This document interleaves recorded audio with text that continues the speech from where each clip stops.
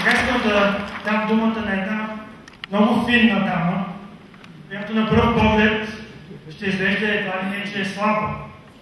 Но 2 поредни мандата това беше най-добрият директор в България. Човекът, който вложи толкова много с душа и сърце в здравеопазването на града. Удоволствие за мен да дам думата на нашата гражданска квота, професор Анелия Незабова. Добър вечер! Здравейте! Първо искам да ви благодаря, че сте тук. Вие варненци, вие от област Варна, вие приятели. Защо? Защото вашето присъствие, тази пълна зала ми дава сигурност и увереност, че аз съм направила правилния избор. Да, гражданската квота.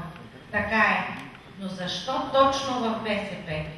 Защото вярвам, че това е най-лявата, най-социалната партия, която може да постигне. Има волята, има силата, може да направи нашия живот по-добър.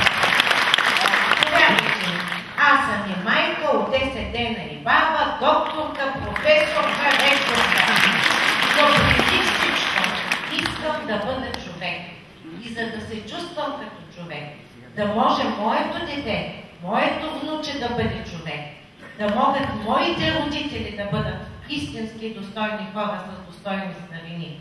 Ние трябва да изберем БСП, защото това е единствената алтернатива в момента, която може да даде бъдеще на България, бъдеще на децата ни. Всички искаме достъпно здравеопазване. Как ще стане това? Само с думата солидарност. Всички искаме добро образование за децата си. Как ще стане това? Само с промени в реформата в образованието. Всички искаме достойни старини. Как ще стане това? Да, ако възвърнем швейцарското правило и непрекъсната индексация на пенсиите.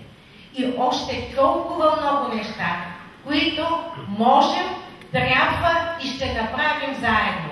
Аз съм убедена, че на 12-ти всеки от нас ще гласува така, по съвест, по разум, за да имаме едно светло и достойно бъдеще.